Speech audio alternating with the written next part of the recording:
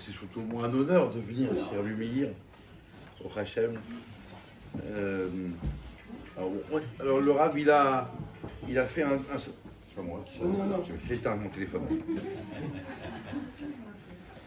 On a fait une petite liste comme ça, non exhaustive, qui est écrite, hein, de petites questions qui pourraient nous aider à essayer de comprendre comment mieux fonctionner par rapport à Pessah.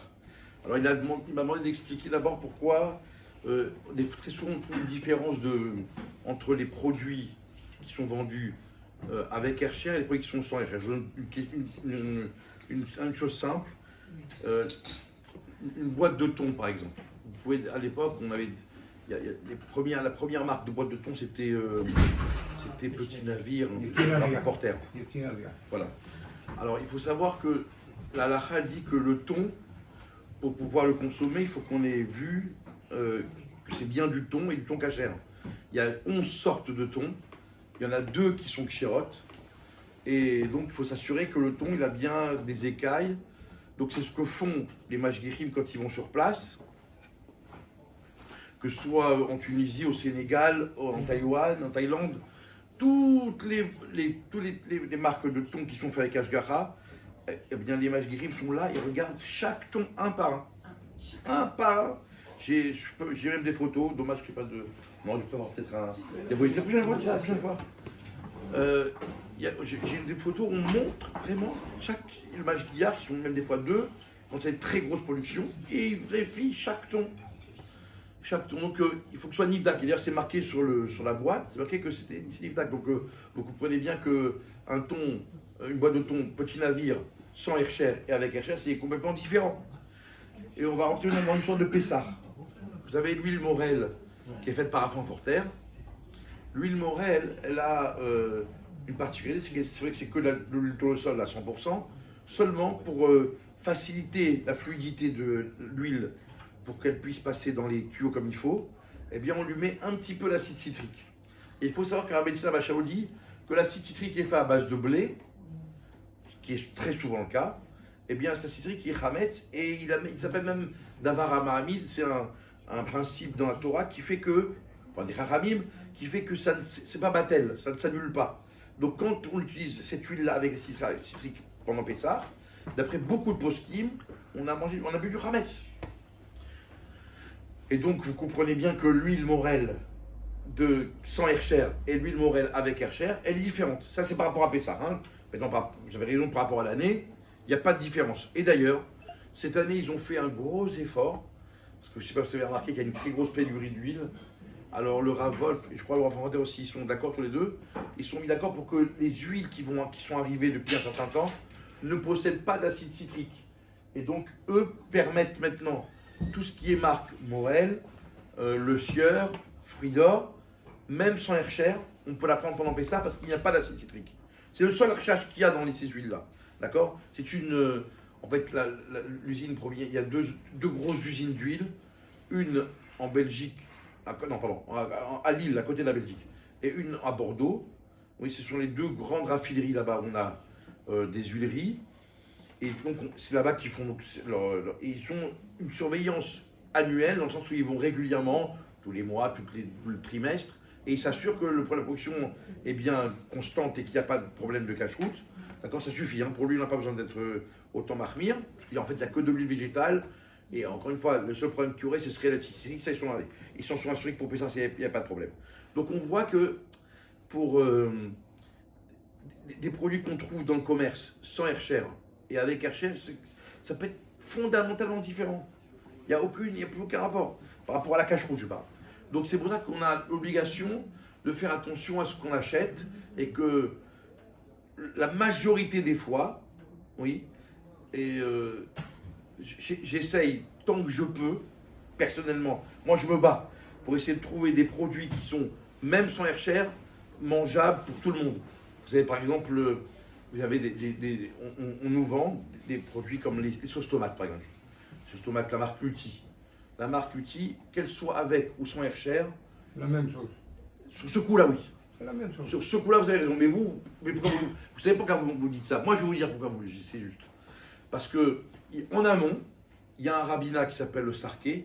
eux là-bas, aux États-Unis, ils sont très marmires sur un point, c'est qu'ils ne prennent aucun aliment voilà, sans la chair. Il faut qu'il y ait une autorisation rabbinique avant d'utiliser. C'est-à-dire qu'en fait, même le sel, vous savez que j'ai fait une ashgacha d'eau gazeuse pour le Starka aux États-Unis. Parce qu'ils ont un principe. Pour l'eau gazeuse, il n'y a rien. Non. Ils veulent une surveillance et être sûr qu'il n'y a rien. D'accord. Et ils peuvent utiliser plein de principes pour des fois être métiers. Peu importe. En tout cas, ils savent, ils ont une politique, c'est de prendre un produit que s'il est cachère, il a été vérifié. C'est comme ça. Et la force qu'ils ont, c'est que si vous avez un produit qui a une composition et que les composants sont différents, il faut que chaque composant ait le Hercher. Bien entendu, la farine, le sucre, c'est des choses qui ont... Il n'y a peut-être pas besoin, mais les fondamentaux, il faut qu'il y ait un Hercher, sinon ils n'autorisent pas. Et le Starkey, justement, oui, qui est à Baltimore, eux, grâce à ça, eux, ils ont une vérification périodique de l'usine qui se trouve là-bas à Milan. Et donc, elle est surveillée. Mais les produits qui sortent à l'extérieur, pour l'Europe, ils ne sont pas estampillés de Starkey, parce qu'ils n'ont pas besoin. D'accord? Donc, on a des contacts qui font qu'on sait que ce produit-là est surveillé. Donc, c'est pour ça que je me permets de vous dire que tout ce qui sort de chez Muti, pas de problème. Mais c'est des choses qu'il faut savoir et qu'il faut connaître. Mais en général, si on a un produit, après on se dit mais qu'est-ce qu'il y a dans la composition? Il n'y a pas grand-chose. Eh bien, il faut pas se tromper. Voilà, l'exemple simple que je donne, pour ceux qui font attention au khalaf chameau ou bien qui ont mangé de la viande, si vous prenez n'importe quel chocolat noir en France, eh ben, on a un vrai problème de khalavi. Parce que vous avez le chocolat noir, imaginons, qui passe dans une cuve très chaude, pour qu'ils sont tueux, ce qu'on appelle une conche. C'est le chocolat qu'on fait tourner, qu'on fait mijoter pendant quasiment toute une nuit à 70 degrés. Imaginons que là, les parvés, il n'y a que du chocolat noir qui rentre. Et encore, c'est pas du tout évident. Ensuite, pour que des fois il y a des petites impuretés dans le sens où des petits grumeaux, des choses qui vont empêcher de faire une belle tablette de chocolat, eh bien il faut les retirer. Il y a ce qu'on appelle une tempéreuse. Cette tempéreuse, c'est une petite machine comme ça, où on met le chocolat à 50 degrés, donc on rabaisse un peu la température. Il y a aussi une petite grille intérieure qui fait que tout ce qui est granuleux, il va rester bloqué et le chocolat va fondre derrière. Eh bien, cette tempéreuse-là, le rove, la majorité des chocolateries n'ont pas de tempéreuse parvée et khalavi. D'abord, c'est une fortune, et puis en plus, ça n'a pas d'intérêt. Le seul intérêt qu'il y aurait, ce serait d'avoir soit une clientèle juive, comme nous, ou bien des gens qui sont allergiques au lait, d'accord? Et eux, vous avez remarqué, aucune tablette de chocolat, il n'y a aucune tablette où il n'y a pas écrit peut compter les traces de lait. Pourquoi? Parce qu'il y a des traces de lait. Parce qu'il y a des traces de lait. Et pour vous donner la preuve de ce que je vous dis, est juste, vous savez que je suis allé dans une usine de yaourt, de lait d'amande, de lait de coco, de la marque Andros. C'est Andros, hein? Ouais. Je ne me trompe pas. Vous savez, ces petites boîtes, ces petits pots comme ça, bleus. Pardon? Très bien, merci. J'aime quand tu me confirmes. Eh bien, dans cette usine, j'ai été mitpalé de voir que le chocolat qu'ils utilisent, parce que, encore une fois, aux États-Unis, ils sont encore très marmires aussi, et là-bas, quand c'est des riz, même si c'est seulement ce qu'on appelle l'équipement qui est khalavi, mais tout le produit il reste parvé, ils écrivent des riz. Il y a un chocolat qui est beaucoup vendu en Angleterre, qui s'appelle la marque Barry Callebaut. Elle est connue pour ceux qui connaissent le chocolat, c'est une très grande marque de chocolat, surtout pour les industriels. Et Barry Callebaut est, à part une catégorie de chocolat qui c'est des barres de 5 kg qu'on a en Europe, oui, très grosses barres de chocolat qu'on fait fondre pour les pâtissiers, tout le reste est halal, tout. Il y a marqué KD, dairy. Sauf que, justement, aux États-Unis, il y a beaucoup de chocolat. Ils ont été prêts donc à commander une très grosse commande. Je crois que ça tourne autour de 50 000 tonnes. Je suis très sérieux, hein. C'est énorme le tonnage qu'ils ont de chocolat. Et bien là, ils ont accepté de faire une production spéciale pendant quelques temps, parvé. Eh bien, quand je suis parti chez Andros, parce que eux, ce qu'ils veulent, c'est ne pas avoir du tout de traces de lait. D'accord? C'est d'ailleurs pour ça qu'il est cachère, hein, parce que les choses sur lesquelles on est sûr de ne pas le c'est les produits cachers. Eh bien, ils ont, je vous promets, c'était mis de parler de ça. C'est la seule usine où j'ai vu du chocolat noir en pastille, donc qu'on comprend en France, qu'on comprend en Amérique, où il y a le Oka parvé. Donc pour montrer à quel point, donc, eux ne veulent pas avoir de lait, et que le chocolat, si on n'a pas cet estampille parvé, on a le vrai problème de halavi. Donc, vous voyez, donc, a priori, ça en Europe, le chocolat, quand on compte chocolat noir, le chocolat noir. Il y a une femme, là, pour elle m'a téléphoné il n'y a pas longtemps, elle me dit, je me suis trompé depuis longtemps, je prends du chocolat noir poulain, et je mets dans le four Bassari. Alors que là, c'est encore pire, parce que le chocolat noir, mais il y a du lait dedans. Il y a du lactosérum. Une catastrophe. Donc, on a vraiment besoin, en tout cas pour les produits qui sont un petit peu compliqués, les gâteaux, il faut, on a besoin d'avoir une séance. Non. Pourquoi? Parce que, on va en 2 mots, oui. Parce que la tempéreuse, il n'y a pas de bitoubichine lorsqu'il y a du lama machout. Or, la tempéreuse a toujours ce chocolat au lait qui dégouline. Et il y a très souvent des productions de chocolat au lait. Donc, il n'y a pas de bitoubichine. Ou s'il y en a, il faut ça l'assurer en tout cas. Je sais qu'il y a un ami à moi, je ne sais pas si vous connaissez ça, bon, je ne peux pas donner son nom, mais peut-être qu'il vient des fois ici. Il a un enfant qui est allergique au lait. Il a mangé une tablette de chocolat avec la jara de nous. Il est parti à l'hôpital parce qu'il est allergique au lait. C'est un ami à moi. C'est lui qui m'a raconté.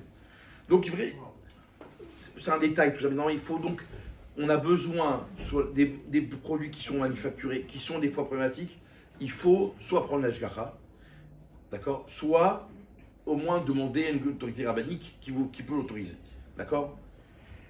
Ça, c'est le. Pourquoi la jara de Rav Wolf? Il y a beaucoup de choses. Alors, je ne vais pas rentrer dans les détails. Je ne vais pas rentrer dans les détails. Si elle danse, si elle danse. Je ne vais pas rentrer dans les détails de ça parce que je comprends ce que vous dites. C'est comme les Américains qui ont dit les Ashgaha. Les Américains, ils font la caillette avec ils font le fromage avec. Alors comment ça tu dis ça? Bah, eux, ils autorisent parce qu'ils se basent sur les. Ils se autorisent par rapport à des postis, mais d'autres non. Il y a ce qu'on appelle des discussions de marché. Moi, je travaille là-dedans, je travaille pour les Américains, la cacheroute K. Je fais 500 caillettes par semaine. Magnifique. Et on envoie à Milan, et en Milan, les États-Unis, ils sont pleins de. Et tu dis, voilà, et ils font. Comme on dit en hébreu, Yesh mort. Mais il y a des rabbins qui ne pensent pas comme ça et qui interdisent. C'est comme les boîtes de thon ski. Il y a des. Vous voulez faire la cacheroute, voilà. Allez, c'est comme les boîtes de thon, excuse-moi. Rav Ovadia Yosef, Zichrono Sadik le Bracha, il est interdit des boîtes de thon. Juif, juif, catholique. Oui, monsieur. Mais j'ai entendu, moi, ça. Ah oui. Des boîtes de thon sont chères, vous avez raison. Non, même avec Excel. Pourquoi pas? Non, parce qu'il a sa propre jara dessus. Maintenant, alors, la suite logique, c'est de comprendre maintenant, grâce à ça, on peut comprendre pourquoi on a forcément une différence de prix entre le produit cachère et le produit non cachère. C'est très simple. Si vous allez prendre un machiach, il faut bien qu'il mange, le pauvre. D'accord? Et donc, s'il faut qu'il mange, il faut le payer. Et en plus, ce sont des travaux qui sont des fois très souvent, ce sont des travaux qui sont très ingrats. Travailler dans une usine, une poissonnerie de thon, c'est insupportable. C'est insupportable. Travailler dans une cave à vin, c'est même, je dis mieux, c'est le agréable. C'est le mashgiach qui paye pour aller. C'est vrai que c'est très agréable, je vous promets. Vous avez raison. En tous les cas, en général, les travaux sont très ingrats. Il faut déjà très souvent, on ne dort pas à la maison. Et on doit se déplacer dans des endroits qui sont improbables. D'accord? Il y a plein de choses qui font que. Et puis, on a besoin pour avoir. Le Rav Oten Ben Zichron Livracha disait, si tu veux avoir une bonne ashgacha, il faut que le mashgiach soit bien payé. Et c'est une règle. Il faut payer un chômeur comme étant quelqu'un de très responsable.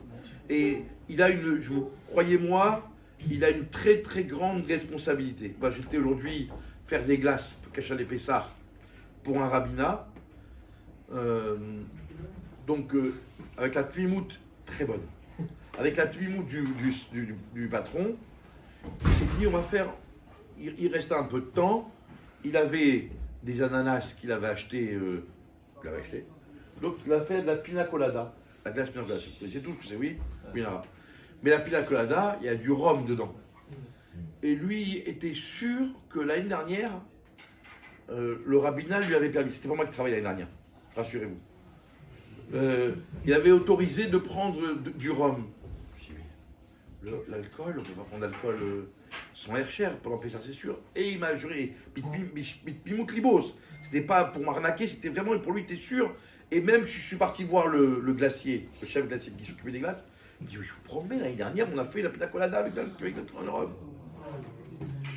Et donc, bon Hachem, j'ai bloqué, il a été d'accord, on n'a pas fait, mais voilà, l'année dernière ils ont fait cette glace-là, mais s'il n'y a pas une surveillance sérieuse, ça serait passé à l'as.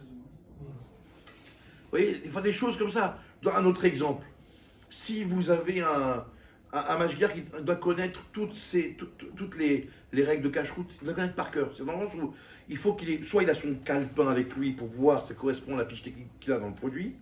Sinon, c'est pas un bon mashgiach. Et un très bon mashgiach, c'est quelqu'un qui a des idées, qui vérifie à l'avance des choses. Un exemple simple. Quand vous avez une usine, une époque, je faisais une mashgiach sur le saumon fumé, Kachal et Pessah. Vous allez me dire, vous le premier à me dire qu'est-ce qu'il y a dans le saumon fumé? Il n'y a rien. Il y a du saumon, il y a des copeaux de bois pour faire le fumage. Il y a le fumoir dedans. Oui, c'est tout. Donc il n'y a rien. Oui. Eh ben, il y a quelque chose. Il n'y a rien. Allez, essayez de trouver. Ben, moi, Vous qui êtes fort. Moi, j'ai travaillé à Calais. Très bien. J'ai fait des tonnes de saumon. Parfait. Est-ce que vous avez je vais vous demander si vous avez pensé à quelque chose. Le saumon, il vient Parfait. de Norvège enfilé. Très bien. Il y a les goyim qui l'enlèvent avec les pinces. Les arêtes. Les pinces nettoyées. Je les voyais, moi. Très bien. Après des co-cachérisations, après ça, on le met dans des plateaux. On le sale. On le sale. On le sèche. Oui. Dans le fumoir. Très bien. On le sèche d'abord. Voilà. Et On dessale. Ouais. Non. On le rince. Et après, on met dans le fumoir. Non, on rase. Avec le sel, oui. Tout ça passe Ah non. directement. Il n'est pas bon au son. Eh ben, allez-y à Calais. Il n'est pas de bonne qualité. Allez-y à Calais. Prenez l'usine à Bon, Calais. Je sais pas. Moi, j'ai fait ça. Admettons J'ai que fait ça avec le Bidin de Paris. Très bien. Admettons que c'est votre pas recette est bonne. Dans cette histoire, il y a une chose que vous avez oubliée. De quoi? Je vous le dis, Oui. Ah non. les gants. Mais les gants, non. Quels gants? On met des gants. Assez ou pas de gants, je vais appeler l'hygiène. Hein. Mais tout le monde, il a les gants. Très bien. Alors vous savez que les gants, si on ne vérifie pas qu'ils ne sont pas talqués, amidonnés, très souvent c'est de l'amidon de blé. C'est ce qui s'est passé un jour chez Fjorking. J'étais une fois, exceptionnellement, j'étais voir Fjorking, il jouait avec l'amidon blé. Et là, c'est marqué allergène blé. Et ça rend cramette cette histoire, parce qu'en plus c'est mouillé, c'est humide. C'est pas baptême, parce que tu touches le produit complètement. Vous comprenez? À l'intérieur ou c'était même à l'extérieur des gants? C'est jamais que à l'intérieur. Toujours, les gants poudrés, il y a toujours de la poudre aussi à l'extérieur. C'est comme ça. D'accord? Donc, vous voyez, il faut aller de l'avant. Donc, mais comme on dit chez nous, tout ça, ça se paye. Vous comprenez? Ouais, c'est pas gratuit. Parce que tout ça, c'est de l'expérience, c'est de la formation. Donc, il y a besoin, pour le mashgiach, d'expliquer comme il faut. Mais derrière ça, Oui.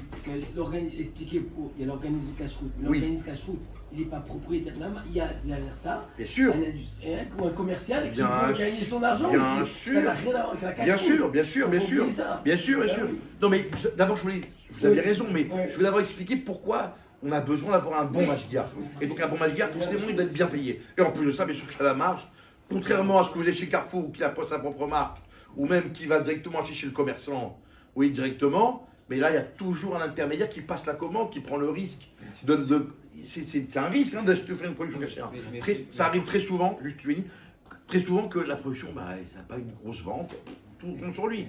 Mais c'est problématique ce qu'on dit parce que Allez, s'il y a un Masguia yes, qui serait moins payé, yes. on aurait Razvé Shalom le doute C'est un qu'il fasse- risque. qu'il T'as travaille raison, moins. monsieur. Ben Oui, monsieur. Oui, Khazan. Bah, attention. Donc, Voilà, au moins un qui a compris. Oui, non mais oui mais dans n'importe quel travail. Les Masguérim, ils sont bien, excuse-moi, là, on les est sur Masguérim, la- ils sont bien payés, Oui. arrête. Là, on est sur Ça, là, ils on sont est tous sur- d'accord. On est tous d'accord. là, on est sur un cas de conscience. L'hôtel 3 étoiles, tout, il n'y a rien à dire. La voiture a des fonctions, il n'y a rien à dire. Moi, moi-même, je suis bien payé, j'ai une voiture, j'ai l'hôtel Parfait. royal, je dis la vérité. Parfait. Ben, pourquoi t'es là parce que Vous savez que. Donc, pour revenir un petit peu à Pessah, alors il y a différents produits que l'on croit qu'a besoin, justement, on peut les acheter n'importe où. Eh bien, c'est pas le cas. Il y a très souvent, par exemple, dans les fruits secs, il n'y a pas la farine, pas exagéré, mais il y a l'amidon. Et très souvent, ça peut être l'amidon de blé. D'accord? Bien que je ne vous cache pas qu'on est en train de glisser de plus en plus sur l'amidon de maïs, d'accord? Parce que, à cause des allergènes, mais c'est encore très répandu. L'amidon de blé, sans aucun problème. Et donc, c'est très embêtant. Quand vous avez des fois des figues, vous savez, des figues, quand vous avez ce qu'on appelle des pains de figues dans des cartons, eh bien, vous les voyez bien rangées.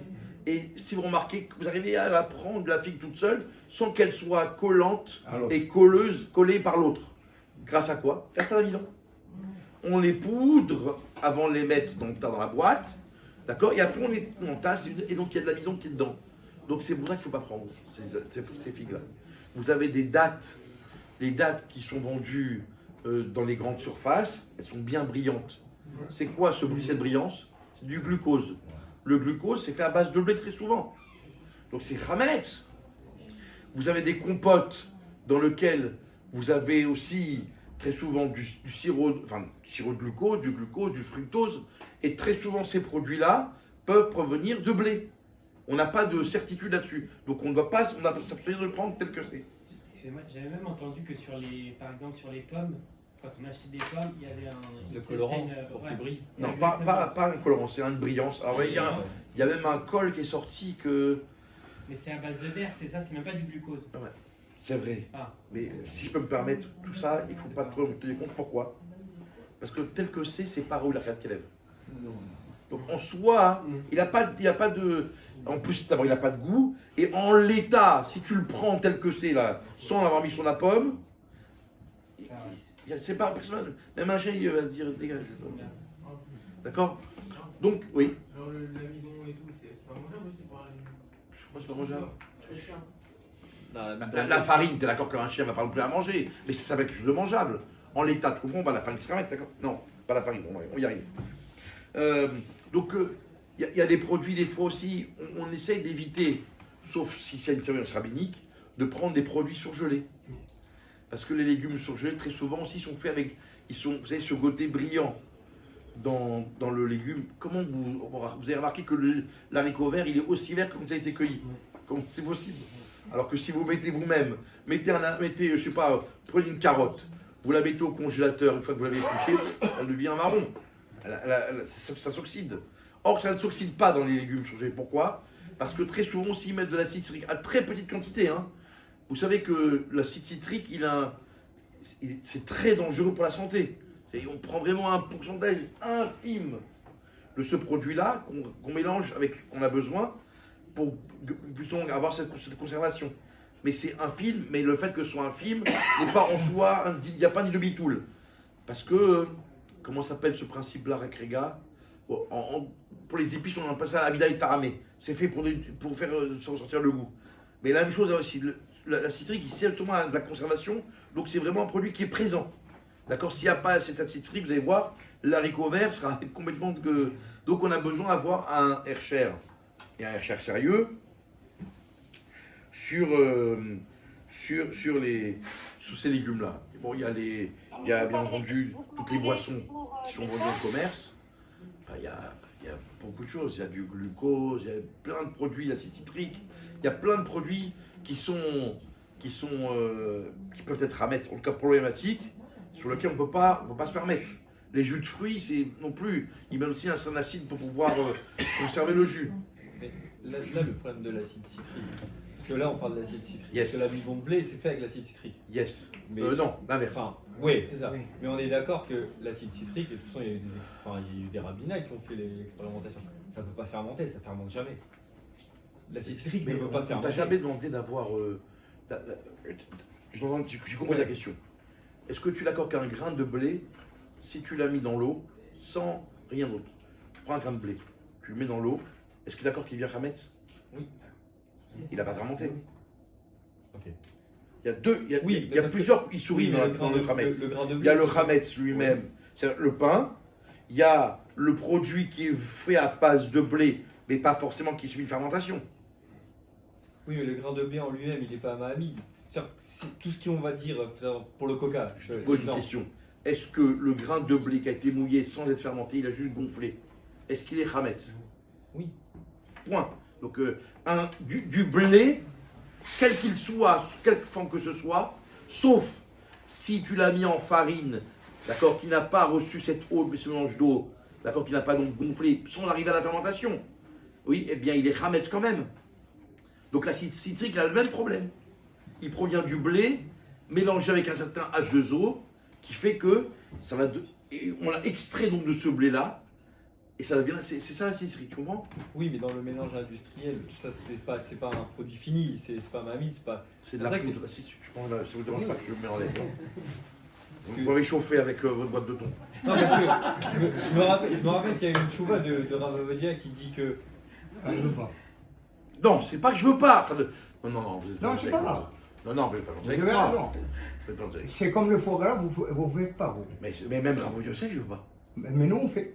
Non, mais attends, vous êtes- Et Raboul font Parce plus que pour les vous êtes États-Unis. convertis, vous êtes ashkénaz maintenant, vous. Non. On Parce fait que le pour foie gras, c'est que les Kazim qui permettent. Les Sfaradim, c'est haram.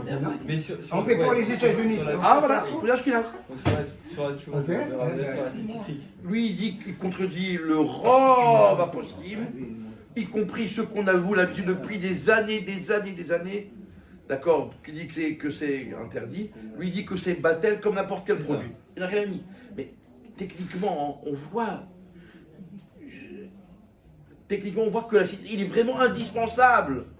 Sinon, le produit n'est plus le produit. Donc, il est indigne de marmite. Maintenant, si on a il y a des cas de force majeure, on s'appuie sur ce que du rave. Ouais. Je donne des médicaments, des fois.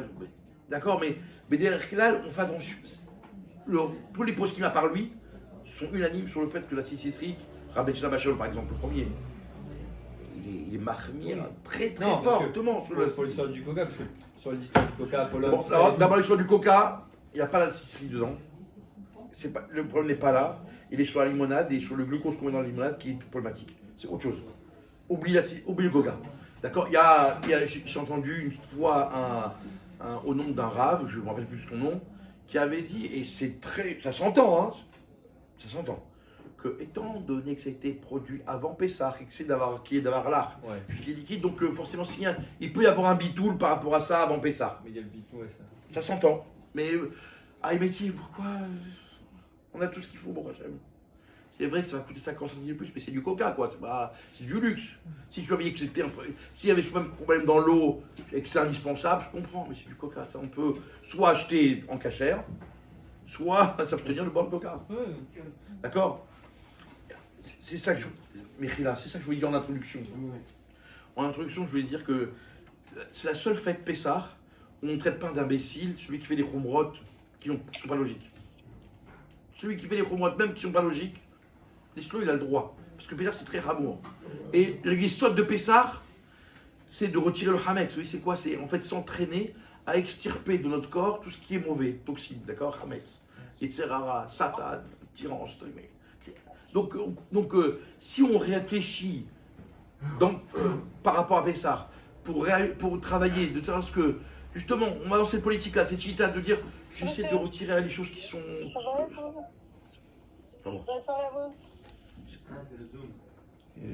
Ce Hametz-là, d'accord, donc, entre guillemets, celui Satan, celui etc., ces attirances, oui, j'essaie de sortir ça bien. Ça va m'aider à être, à prendre un peu de khumrot et faire un peu faire attention à ce qu'on passe à un bon temps. Et ça donne un élan durant toute l'année. Ça donne un élan de Bigdoucha. On a besoin un petit peu se détacher un peu de ce monde. On a trop, de plus en plus, on est collé à tout ce qui est dans alors qu'on a besoin d'un un petit peu de se détacher. Donc c'est pour ça que tant que si on peut faire attention aux choses et essayer de dire bon allez, c'est vrai qu'il pourrait être bien, il pourrait être cachère et tout, mais on a la même chose avec une ashgara, je fais l'ashgara sérieuse. Si c'est l'ashgara qui fait que c'est juste on a mis le temps pour rien, d'accord? Je vous donne un exemple simple, rapide. Comment on peut faire Allez, reconnaître ça? Tu m'appelles. Pour les personnes qui. Tu m'appelles. Ouais. Regarde, exemple simple. Le coca, ça Quand vient nous on d'Espagne. connaît, oui, mais pour les gens qui ne connaissent pas. Mais On a le mis- coca, il vient d'Espagne. Et pourquoi on demande à chaque personne à Slicha Rav? C'est pour ça. Il faut le saouler, le Rav. Il est payé pour ça. Il est payé pour... C'est vrai, non? Vous êtes d'accord avec moi? Le Rav, il est payé. Ouais, ça, il m'a raconté. On est payé pour ça. On est payé pour ça. Un exemple simple. Du sucre en poudre. Du sucre en poudre. La marque Dadi, par exemple. Ou Bagancé. D'accord? On trouvait Kercher. Maintenant, celui qui m'a rien d'acheter, d'avoir la Beracha, j'ai pas de problème. Mais c'est exactement le même que ce qu'on poudre qu'on marche. D'accord? Le sucre Erstein, attention. Il y a un sucre qu'on appelle poudré, en poudre finement. Karakatouv. Non. Sucre fin. Comment ça s'appelle? Sucre en poudre fin. Un truc comme ça. De la marque Béguincé. Dedans, il y a de l'amidon. Pardon? Oui. Non, donc attention, même quand je vous dis, je dis qu'on peut prendre ce sucre Béguincé en poudre sans Hercher, mais toujours, moi, c'est moi, Birbodi ou Beatsimi, je me suis trompé. Je l'ai acheté la veille de Pessar, j'ai vu la chamaille que j'ai vue juste avant, qu'il y avait de l'amidon dedans. De l'autre côté. Il faut voir que c'est le sucre en poudre normal, le sel qu'on trouve dans le commerce sans traduit qu'il y a autour, c'est que du sel, il n'y a pas de problème. D'accord? Voilà, le badois, le Perrier, il n'y a pas de problème. Le café, très bien. Alors le café, oui, je réponds à la question grave, ça se fait pas. Alors, le café en grains. Alors moi, par exemple, ce que je fais, j'achète du café en grains et je le moue. D'abord, parce que c'est... Ça sent très bon à la maison. Et en plus, ça, la qualité est très bonne. Mais il a dit, il n'y a aucun problème à prendre du café moulu, de n'importe quelle marque, en vérifiant qu'il y a marqué café moulu 100%. D'accord? Ni aromatisé, parce qu'il y a beaucoup de café. La vanille, la pistache. C'est-à-dire que tous les cafés Nespresso qui ont écrit Kacha et Pessar, Oui, il n'y a aucun problème. aucun problème. Même avec tous les arômes. Ah, Non, il n'y a pas d'arôme. Aucun arôme qui fait ça. Ah ben. Alors, si tu en as, tu m'en offres. Nescafé ou quoi? Allez, je t'attends. Quand tu veux. Ce soir, je rentre. Allez, petit billet d'air. Aromatisé. Il n'y en a pas. Ah Ouais. C'est comme le thé aromatisé. On n'a pas Même droit. le thé. Là, par exemple, le thé. Aromatisé, on Vous n'a pas avez droit. un problème avec le thé, c'est que les sachets, vous avez remarqué qu'ils sont pas poudreux, mais comment c'est possible que quand vous rentrez dans l'eau, vous allez voir qu'il va blanchir un petit peu, alors que normalement il aurait dû brunir avec la sèche. Il va y blanchir, au-dessus il blanchit. Pourquoi? Parce que le contact avec l'eau et le sachet, et le tissu, et le papier, comme il y a un peu d'amidon dessus, eh bien ça fait cette couleur blanche. Donc je ne dis pas que tous les sachets de thé sont comme ça, mais il faut s'assurer, et on ne peut pas s'assurer, que les sachets de thé qu'on achète dans le commerce n'ont pas ce problème-là de trucs. Je sais que, par exemple, M. Tapia, sur la liste, oui, sur la liste des produits cachers de Pessar qu'il a faite, on peut être sommaire, parce qu'il a fait attention à ça. D'accord? Mais si vous prenez aussi, ceux qui ont une cafetière à l'ancienne, oui, avec le filtre Milita, Chadé Shalom, il y a de l'amidon dessus. D'accord? Les assiettes en carton, il y a aussi de l'amidon dessus. Il faut faire attention. Maintenant, vous allez me dire, mais qui vous dit que c'est bidon de blé? Vous avez raison. Mais il faut s'assurer qu'il y a de l'amidon pour ceux qui mangent le maïs. Bon, pas tout le monde mange le maïs. Si on les rince, c'est bon. Enfin, là, si t'es en carton, tu Je peux la veux dire. lancer. D'accord? Elle est morte, hein, ça. On les verres en carton aussi. J'ose pas dire oui, mais moi, j'achète avec Ashgar avec les gobelets en carton. Parce que vraiment, j'ai peur de l'amidon qu'il y a dedans. Plastique, non. Non. Ah, plastique, il y a pas de- D'accord. Plastique. Par contre, les barquettes aluminium, beaucoup vous disent ah bah, l'huile, si on met de l'huile sur les barquettes d'aluminium, c'est de l'huile de paraffine, de pétrole. Donc il n'y a pas de problème dessus. Donc on peut acheter n'importe quelle barquette aluminium dans le commerce. Si vous mangez l'aluminium. Croyez, non. C'est pas pire que quand on mettait le plein d'essence. Hein. Continuons.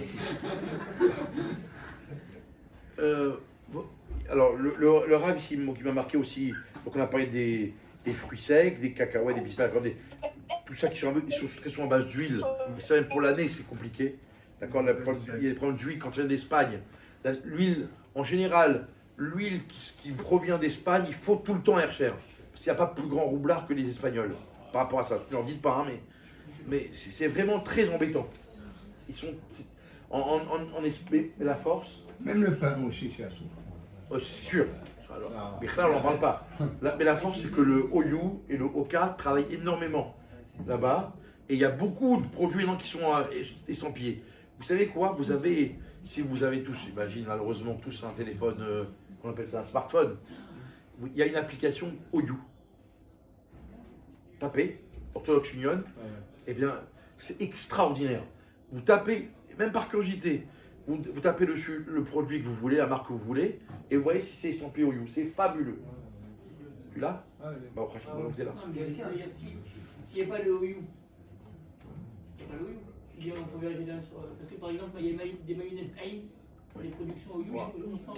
Tu vois, là, tu rentres dans le dossier exception. On va laisser peut-être.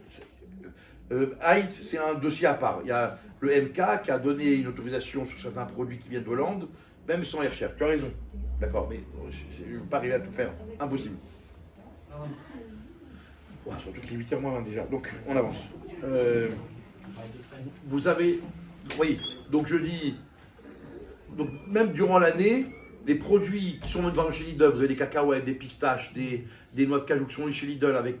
Donc, très souvent, c'est chez là. Avec de l'huile. Moi, j'ai très peur de dire oui parce que je ne sais pas la provenance de l'huile de tournesol d'où elle vient. Est-ce que c'est pour toute l'année, y compris Pessah. Les sorbets, parce que c'est pas carbone pour vous, parce que vous marquez sorbet, donc je parle de sorbet. Les sorbets, pas pour Pessah, c'est sûr qu'il faut avec Hercher.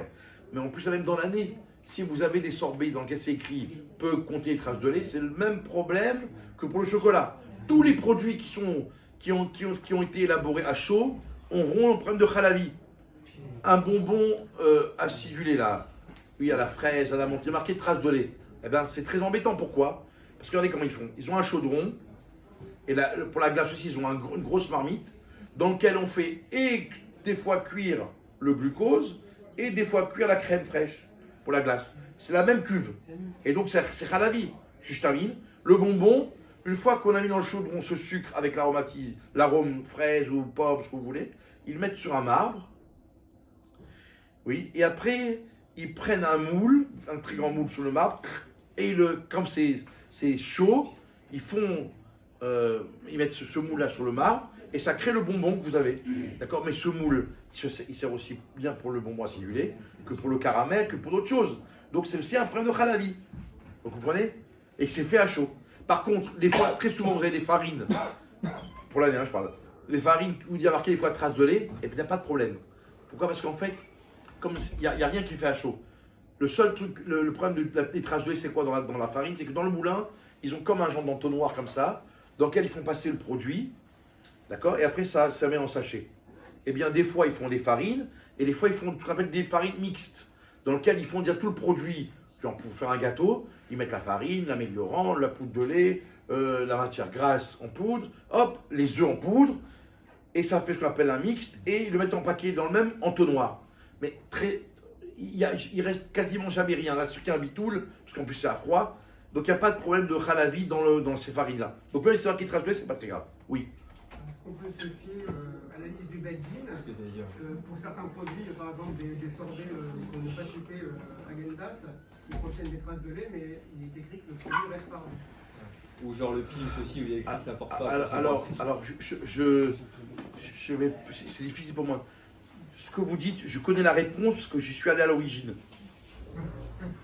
Maintenant, pour les autres produits, je ne sais pas quoi vous dire. C'est-à-dire quand il y a écrit la En ce mention. qui concerne, et ça c'est un scoop, vous êtes les premiers à le savoir, je dis pas, je veux pas dire que ça me porte des problèmes, parce qu'on me harcèle après. Vous répétez pas que c'est moi qui l'ai dit. Il y a mangue, framboise, citron vert, quoi. Ouais. Ces trois-là. Il n'y a même pas fraise, rien du tout, hein, que ces trois-là. En sorbet, oui, c'est pareil. Ah, il y a le zoom là. Vous répétez à personne. Hein. Non mais c'est-à-dire que Ouais. non, mais ça veut dire que quand il y a écrit, Ouais. quand il y a écrit mention ne porte pas à conséquence, ça peut Je sais pas. Ouais. Ne me demandez pas ces questions, c'est compliqué pour moi. Il y a des fois, ils disent par exemple pour le chocolat, comme ça aussi, le chocolat noir. J'ai très peur. On est d'accord Très peu. que le bâtiment de Paris, il a fait une sorte de psaque qui interdisait tous les non-chamois. Bien sûr, Alors, comment il peut permettre un produit qui... ils tolèrent. Genre, si la personne est malade et qu'elle est en train de mourir, qu'on a besoin de lui donner un peu de lait, vous donnez un chamois. Par exemple, la sorbet Oasis, il y a écrit Plaisante. trop de du lait. Grave, c'est grave, ces glaces là. Est-ce que tu as jamais Non, vu ça ça ne peut pas changer.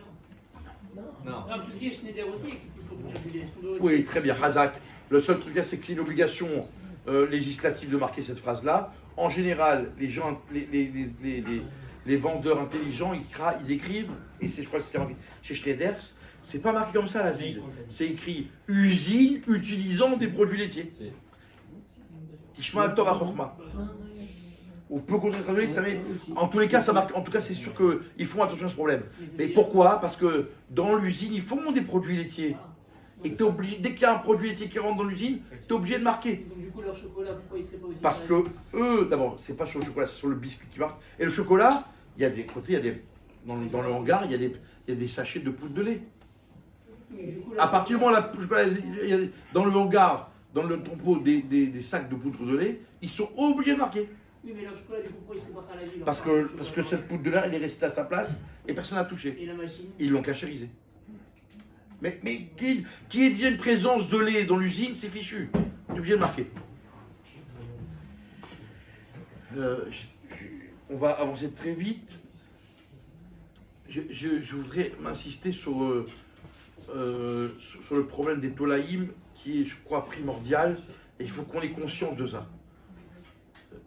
Si on vous dit, j'ai pas trouvé, c'est trop cher les salades vertes de Gush Katif, je comprends, d'accord? Je vais faire l'abdika de la romaine. Il faut savoir que entre le fait de manger en n'étant pas très sûr d'avoir bien fait l'abdika de cette romaine et de ne pas manger de maror, il vaut mieux pas manger de maror.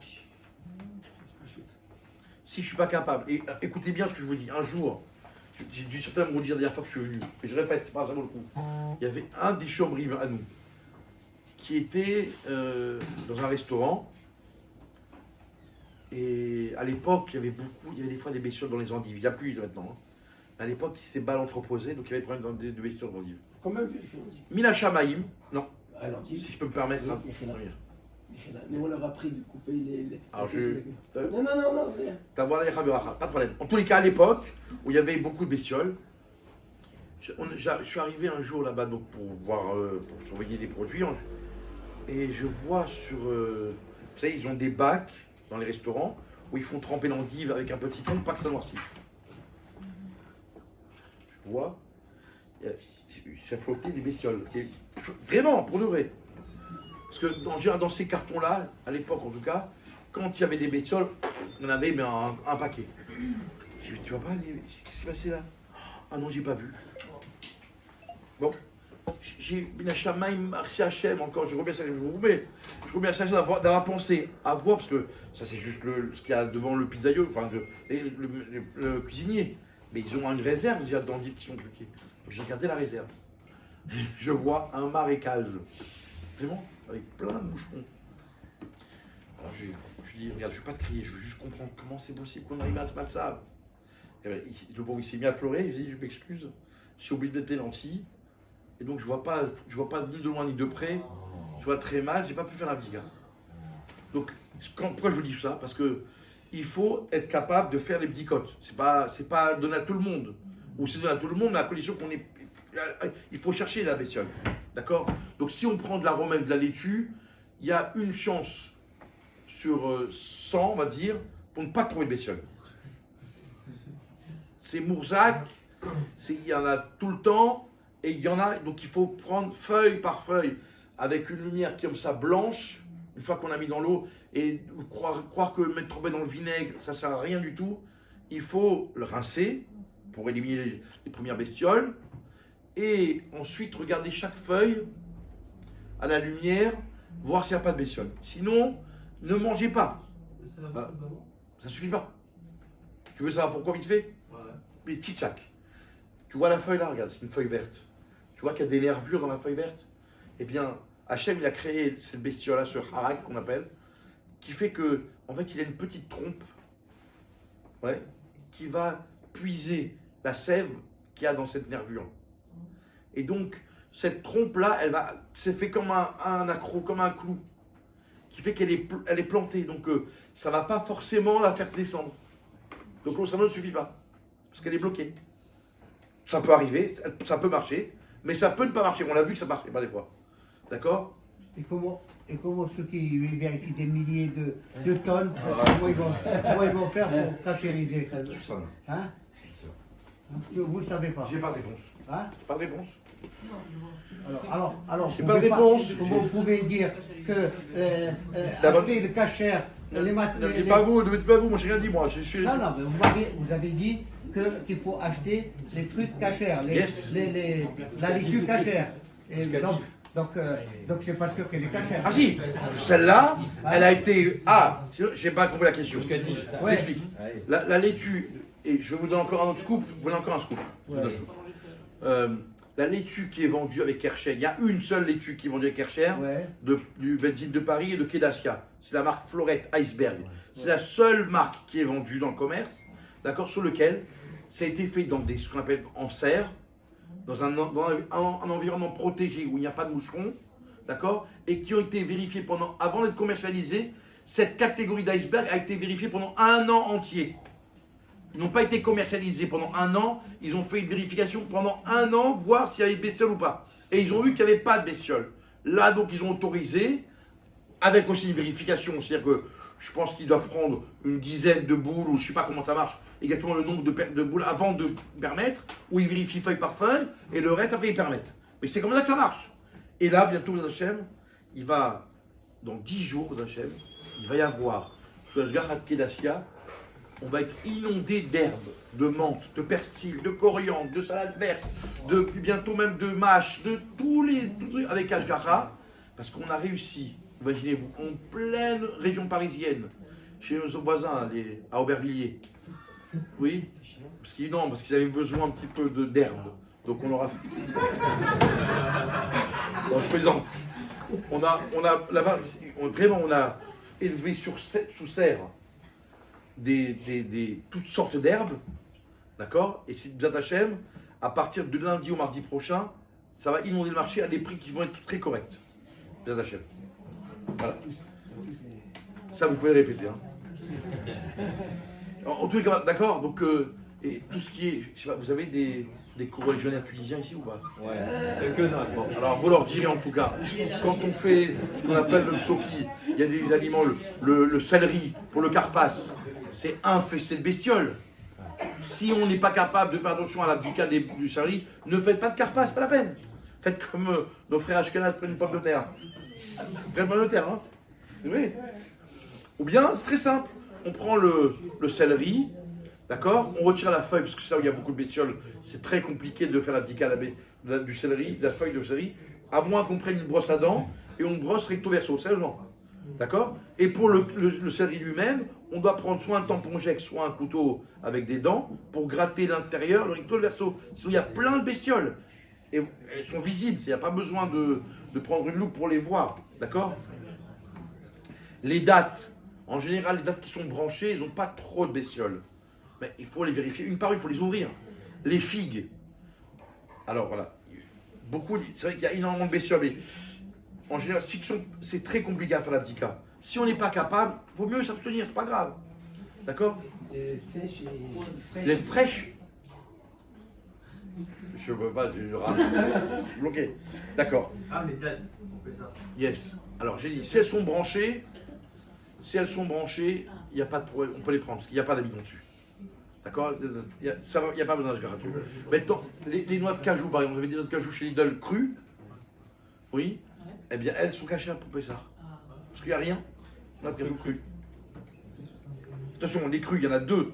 Il y a avec huile et crues. C'est les crues sont sur la mise. Pardon? Il y en a avec des épices déjà.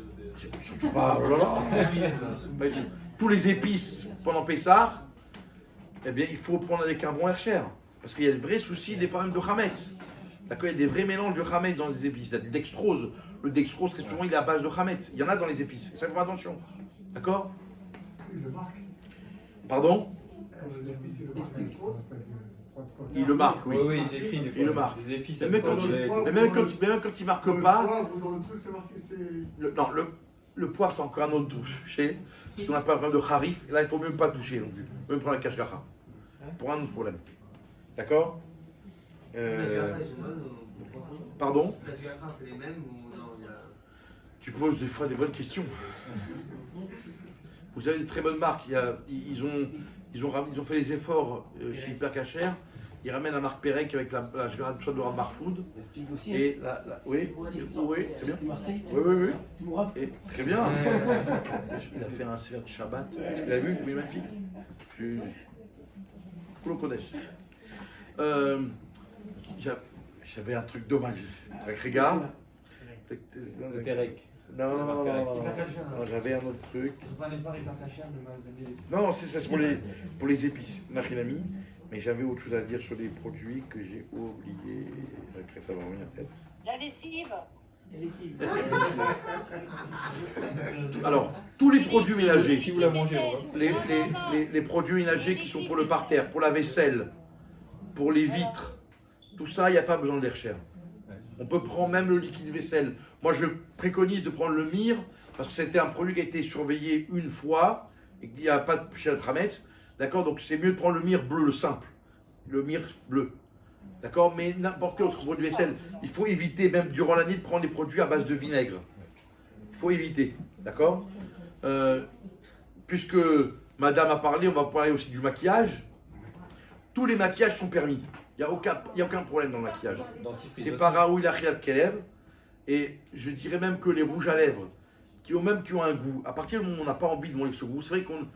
Beaucoup sont marmirotes de ne pas le mettre. Mais il a dit il n'y a pas de chéla, parce que c'est pas Raoul Achiat Kelev non plus.